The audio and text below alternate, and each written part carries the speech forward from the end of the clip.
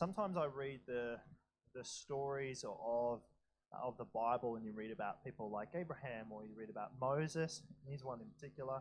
Some of the people like Paul, and you may feel it's a bit difficult to identify with some of those characters in the Bible, because this series is called Ordinary People, Extraordinary God. But when you read those stories, those people feel like extraordinary people, and I think when we read them in that light, I think we miss something, because obviously I think if we were talking, person to person with that particular person, say Paul, I'm sure he would be very quick to say, I'm not an extraordinary person. But sometimes when you read the Bible, that's what it feels like. The other thing I would say is sometimes when you read the Bible, you read through and you get characters like Abraham or Moses or Paul much further down the line, and it feels like what happens in their life is very extraordinary. So this isn't just about ordinary people, extraordinary God. This is like ordinary life, extraordinary life. So sometimes it feels like, for me, when I read these characters, sometimes it feels a bit at odds with my own experience, because the events that happen in their lifetime really are extraordinary. And so sometimes I can feel a little bit at odds with the people that I'm reading about, and I have perspective on that. That's not the end of my story, but I really love that we're doing this series, because it, for me, helps me to identify that it's actually not just that, well, they're the people in the Bible and our lives are a little bit different. But actually, there are stories in the Bible of extremely ordinary people who did pretty ordinary things, and so I think that's something to celebrate, is that there are actually stories. And we're going to look at Ruth today, and realistically, she's about as ordinary as it gets. And the Israelite people would say she's less than ordinary, and I'll explain why that is when we get there. So there you go. That gives you a bit of an idea as to kind of why I'm loving this series. And I picked Ruth because it didn't. I picked Ruth because, ironically, because it didn't grab me. Right? I picked it because Diz gave us, or Tom, if you call him Tom, Diz gave us a list of options. He said, if you want to pick something out of that, that's fine. But here's a list of options, and of examples in the Bible from a variety of different people from all different walks of life. Some of them men, some of them women, and these are their experiences. And I picked them because it will give us a good picture of people from different walks in life that had ordinary lives, and they were ordinary people. And I went, I'm reading through, and I'm like, oh, Ruth, it's a book of the Bible that I'm aware of, but I don't feel like I know it that well. So that's why I picked it. And Ruth, I guess because it's so short, sometimes we can forget it as well. So that gives you a bit of an idea. So I'm going to run through, and forgive me, I put my notes on I have it on my laptop, but this lectern doesn't work really well with it. So I hope you don't mind. I'm not checking my Snapchat or something. That was a joke. You can laugh. That's allowed. Okay. So what is the story of Ruth? So let's jump to that real quick. Like I said, it's short. It's only 4 chapters long. I've encountered and gone through Ruth a couple of times just this week. It's quite short. I actually I put it on my headphones and went for a run, and I didn't do a marathon in order to get through it. It's not like I was reading Psalms or something. So it's quite short. It's only 4 chapters, and it's basically the story of a few people, but Ruth is kind of the main character. But it really could have been a longer list of names as far as the book goes. But essentially, it starts with I'm going to give you a quick overview of the book. Basically, it starts with this woman named Naomi, and bear with me.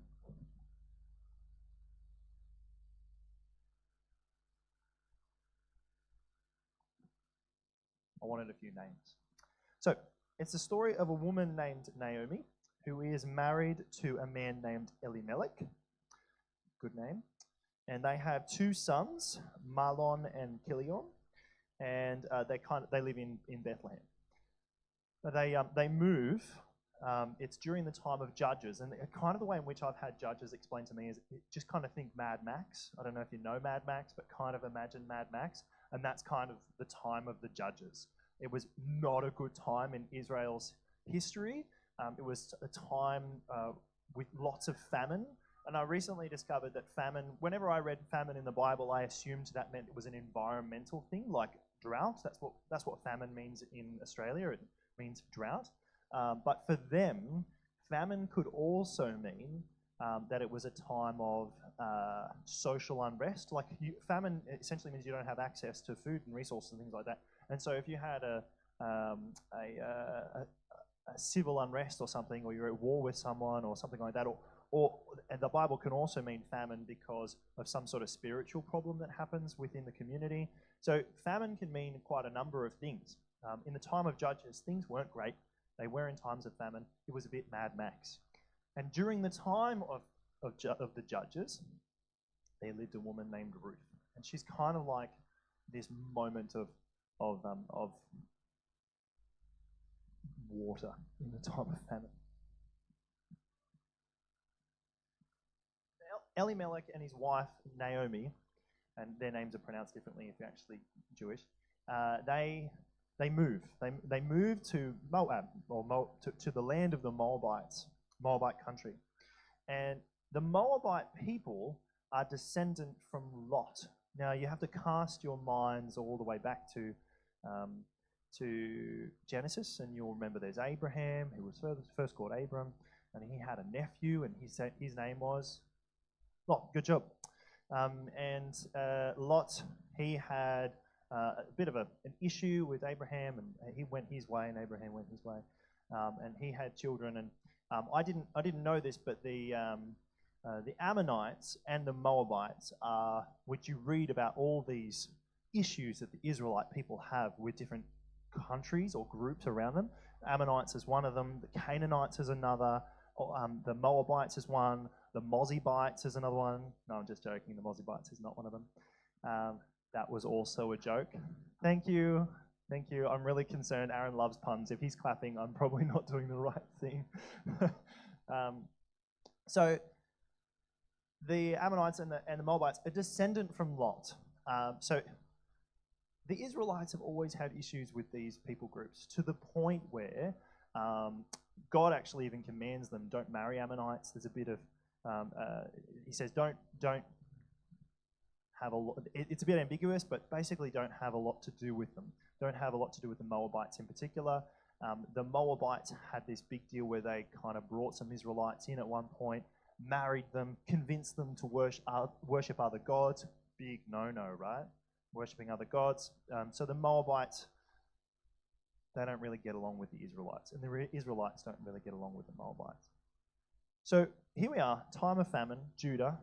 So they moved from Bethlehem into a Moab country, and this is Elimelech, his wife Naomi, and their two sons. And the two sons marry two Moabite women. Insert.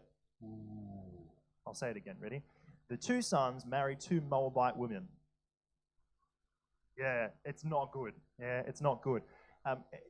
That's the first little part of the book, and it's really just setting up the scene that things are not good in this story. Things are not good in this story because they've married Moabite women, and they shouldn't have done that. The Moabite women are probably going to totally corrupt these young men. They're going to end up worshipping other gods by the end of this story, right? That's the assumption. What actually happens is that the two sons, well, the father dies. Bad for Naomi, right? Because widows in that time, it wasn't good for widows. They really needed a man to support them economically. So if their husband died, well, they could rely on their sons, yeah? Well, then Naomi's two sons die. So it's really not real great. So it's Naomi and her two daughters-in-law, and she says to them, I'm going back to Bethlehem. It's clearly not good that I'm in Moab country. You're my two Moabite daughters-in-law, whom they clearly get along really well. These two women and Naomi, they hug it out. She says, leave me, and one of them goes. But Ruth says, and Ruth is one of these Moabite women, she says, where you go, I will go. She clings onto her and says, where you go, I'm going to go. Where you lay down your head, I'm going to lay down my head. Your God, Yahweh, he's going to be my God. I'm going to worship him. So This is huge, really huge, because we've got a Moabite woman, and we don't like Moabite women, but then suddenly she has said, actually, I'm going to follow your God, and I'm going to follow you. And she shows such loyalty in this moment. And this is often the crux of a lot of messages, I guess, around Ruth. These two women go back to Bethlehem, and they meet a guy named Boaz. There's a whole social background to Boaz. But Boaz is what's called their redeemer. In situations like this in ancient Israel, there was the opportunity for a man who was a relation, who was close to them, who had money and wealth, that he could actually redeem a family, get them out of their debts, marry the women, and then they would have economic stability in their life. And he was called the Redeemer. And to redeem in that instance is really to consider, imagine you've got a possession that you've lost, and then someone tells you what's over there, and you may need to go and pay some money for lost and found or something, and you go and you reclaim that possession of yours. So this family or section of the family have really been lost, and there's one person who is considered to be the Redeemer. And Naomi knows Boaz. She knows this guy exists, and I think it's probably part of the reason they moved back to Bethlehem, because he's the Redeemer that could save their family. Ruth goes out in the field one day, which is one of the reasons that I picked this, although I'm pretty sure that's wheat and not barley. I'm not a farmer, but I'm pretty sure that's wheat. And Boaz is harvesting barley. And what I'm going to do is I want to zoom in on a certain point in the story. I'll click because I've got the clicker, and it's working. I want to zoom in on Ruth 2, which is where we're up to. Now, there was a wealthy and influential man in Bethlehem named Boaz, who was a relative of Naomi's husband, Elimelech. On the day Ruth the Moabite said to Naomi, "Let me go out into the harvest fields to pick up the stalks of grain left behind by anyone who is kind enough to let me do it." Naomi replied, "All right, my daughter, go ahead." So Ruth went out to gather grain behind the harvesters. I'll quickly point out to you, this is called gleaning. There's this amazing practice in Israelite times where they were told not to harvest. If this is my field, this table, I was told not to harvest from the borders, only harvest from the middle. The borders were reserved for what some theologians call the quartet of the vulnerable, which is, do you want to guess with me, the quartet of the vulnerable? Widows is one of them, the poor, and orphans, and the last one,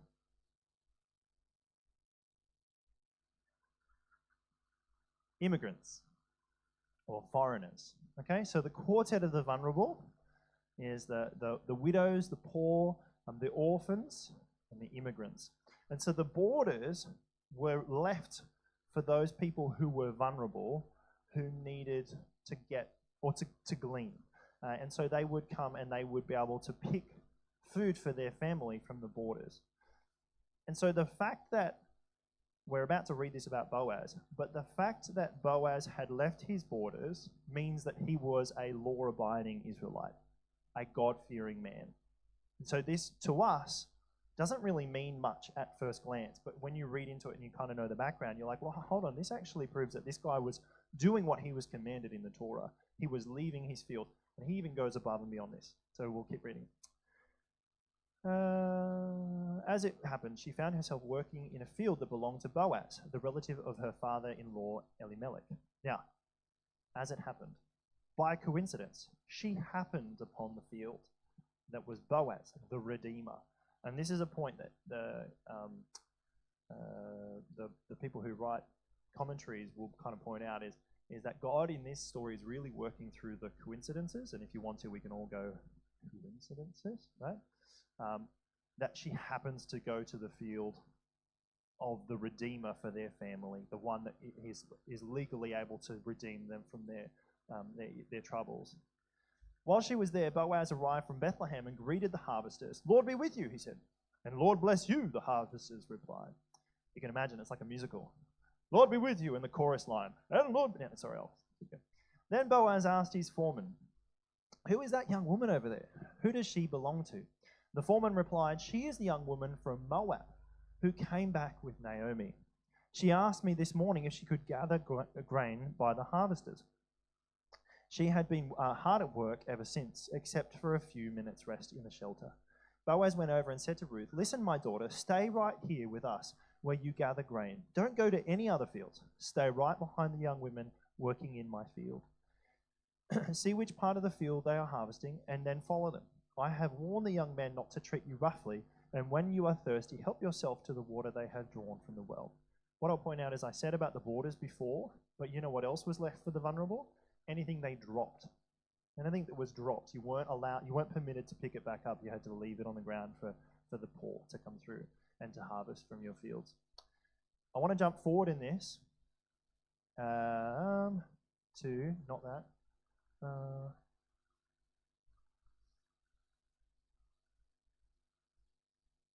Okay, right down the bottom here, verse 14. So Boaz shows kindness to her. He tells her to go off and to harvest behind his harvesters, the women working in the field, and then he invites her to come back at mealtime to eat bread.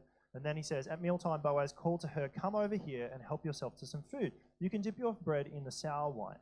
So she sat with his harvesters, and Boaz gave her some roasted grain to eat. She ate all she wanted and still had some left over. What's kind of missing from the way in which I'm telling you is that he knew about who Ruth was.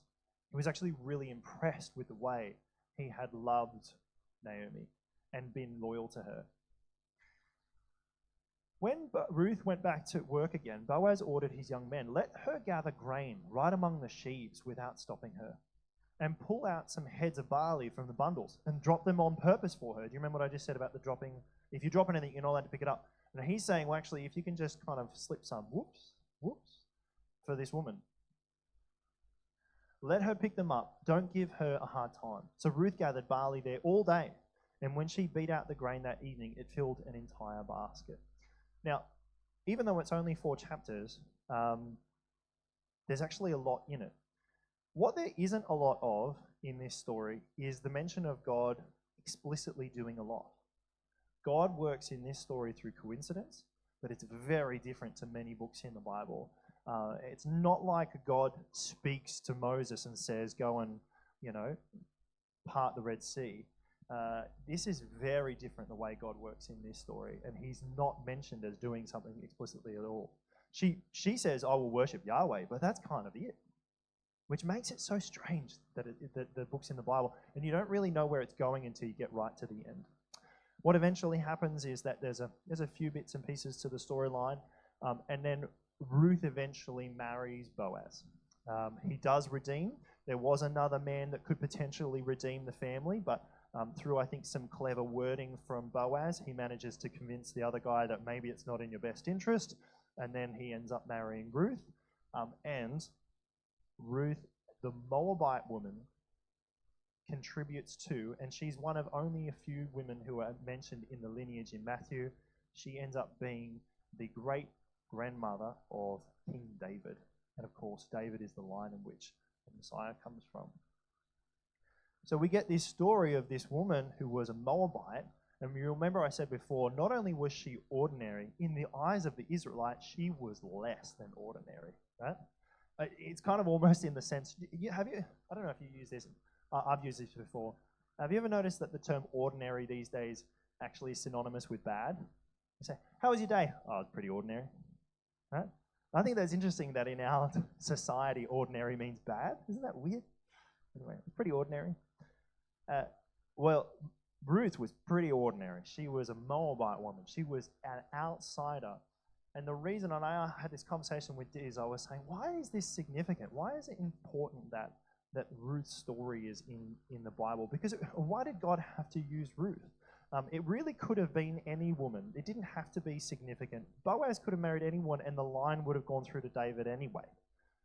But actually, and through our conversation, and maybe there's more to this, but I just really liked what Diz was kind of saying to me, is that it's really important in the context of the Bible that we understand that the gospel and God's love and his redemption story is for everyone. It's not an ethnic thing. And so for the Israelite people, and I was reading this in a commentary just earlier, that the Israelite faith wasn't actually meant to be an ethnic thing. It was actually meant to be for all who would worship Yahweh. Because Ruth, the Moabite woman, turned from her gods, the Moabite gods, said, I'm going to worship Yahweh, your God. And showed such faithfulness to Ruth, showed such faithfulness to the Torah. And in this same story, Boaz, who was just a man who was just doing his thing the way he was supposed to do it. He was making sure that his fields were, the option was there for the vulnerable people if they needed to pick grain, that they could.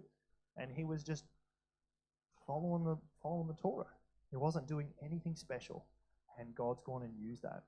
And so I think that's part of why I find this story to be so compelling. I am encouraged in reading this that in my life, I may have seasons, my whole life might be ordinary, or I might have seasons of just ordinary, but God does, and I'm ordinary, but God does extraordinary things. Sometimes he'll do extraordinary things in my life through some sort of crazy miracle, but sometimes he just uses the ordinary and does something extraordinary with that. And my job is just to, and this is a great quote from I think it's Francis de Sales, who said, I will bloom where I am planted. Have you ever heard that expression before? It doesn't matter what stage you are in. Our job is to go, all right, this is what I am called to right now, and I am going to bloom where I am planted. I've got one last thing to share with you about this. This is, I love Dallas Willard. I've quoted him a few times to you. This is something that he says about character, and one of the things we notice about the people in the book of Ruth, particularly people like Ruth and Boaz, is that they had tremendous character about them. They just were steadfast to the law and steadfast to one another in a really ordinary, everyday, drudgery sort of way, just like pushing through on the day-to-day, and just, maybe drudgery is not the right word, but just pushing through on the day-to-day. But I really like this. Dallas has a lot to say about spiritual formation and how we grow as Christians and discipleship. And he says this: if we do not make formation in Christ the priority, then we're just going to keep on producing Christians that are indistinguishable in their character from many non-Christians. Oh, next one. Yep. Oh, go back. In spiritual formation, we are aiming at a character and life that is so shaped that the deeds of Christ routinely and easily come from what is inside. And it is from him and some others that are in that same sort of, I guess, school of thought that I've been learning more about how I shape my life. What are the things that what are the routines and habits and spiritual disciplines that I put in practice in my life so that I am propped up and so that it puts myself in a position that makes doing the right thing easy. There are moments in the story of Ruth that I haven't quite gone into where there was really the option to do something shady, but instead the choice was made to do something that was righteous, right by the people around us, and it showed distinctly great character. This is a rose in my garden, and you will notice that I've got a big stick there. You probably can't see it very well, but there's also some wire there, and there are certain varieties of rose that really they will grow quite beautifully and quite tall, but they require something like a trellis or a lattice or something that they can grow, a rule that they can grow on and cling to, so that they don't fall and topple over. And so this is a metaphor that has been used in Christian history for quite some time, and it's the question I ask of you today. When things are difficult or something surprises you, all of us hope that we will make the right decision instinctively, from a place of confidence and a relaxed place of saying, yep, I know that's the temptation, but I know with my heart that this is what I should do. And my encouragement to us all is that sometimes it's hard to prepare for those moments because you don't know what they are. But there are things that we can do in our lives where we put ourselves in a position where we've got the framework in our life for spiritual growth such that when the opportunity does come or the temptation does come, we're coming from a place where we're actually propped up. And it comes from spiritual growth. That's what these things are about. They're not in and of themselves, they are not the goal. It is purely about how do we actually practice a spiritual life that means we're in a good place to act as Christ would in that situation. And that's my goal. And these are things, of course, we often will talk about them.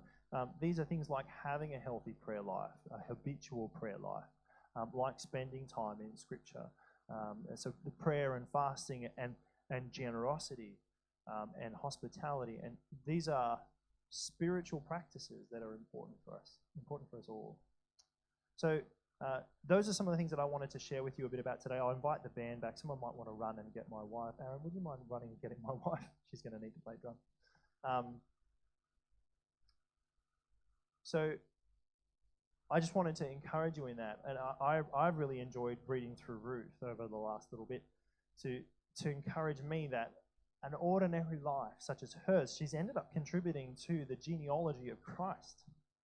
Let alone, she contributed to King David, but then all the way she contributed to the story of Christ. And it's not that she knew that at the time, And so I'm really encouraged in that. And so I want to live a life where I work hard at things like I've just mentioned, like prayer and fasting and reading my Bible and generosity and hospitality, the many spiritual disciplines, so that I'm in a place where when difficult times do come, I'm already doing the things that will lead to God being able to work in my life. Like Boaz, he already had the perimeters of his field ready to use, such that Ruth, why was she coincidentally at his field that day? Because he had left the margins of his field for someone to come and clean from. So I'm hoping that I'm leaving the borders of my field ready, so that God is going to use that, and who knows how He will. Maybe in an extraordinary way, or maybe He will use the ordinary and it will become extraordinary. I think you get it. So I'm going to break the bread, and I encourage you to consider what are the ways in your life what are the ways in your life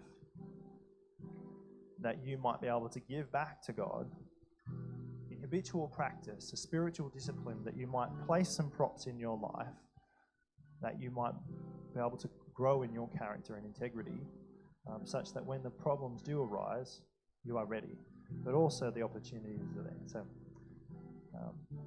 bless you each. Thank you for listening.